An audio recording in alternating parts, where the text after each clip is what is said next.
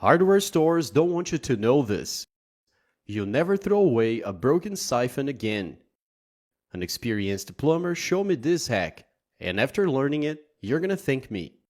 So, check this out. When the siphon breaks and it starts leaking, what do? Most people place a bucket underneath to avoid wetting the floor, then just run to the nearest store to buy a new one. However, you don't have to do that. In this video, I'm gonna teach you a pretty easy and quick trick to fix the broken siphon. First, turn off the faucet and don't turn it back on. Once you've done that, remove the siphon from the sink. And this tip is great, especially if you don't want to waste money, or if this happens on a holiday, or maybe it's already late at night and the stores are closed. Then this tip might save you. As you can see, here's the broken siphon. And take a look, it's cracked right here. And you don't need to throw away the siphon just because of that. Just do what I'm about to teach you and you save money.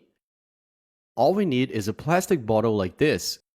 Take the bottle and cut off a piece. It doesn't need to be too large, just enough to cover the crack, alright? Look, I think that'll do. Now pass the plastic through the siphon and position it right on top of the broken part.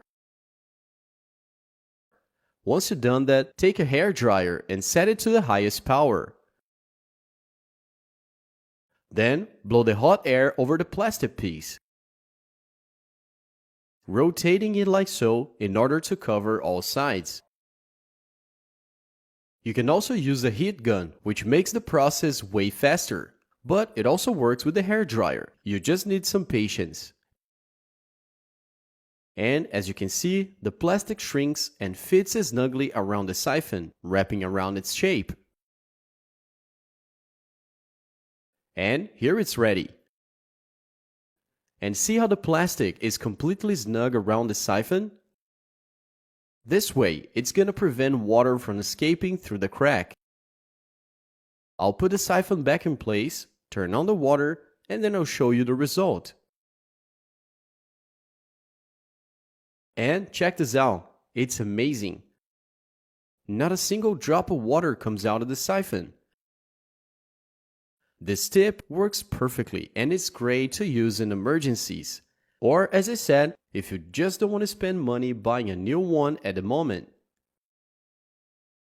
So that was today's tip. I hope you really liked it. Let me know if you already knew this trick. Thanks for watching and I see you guys in the next video.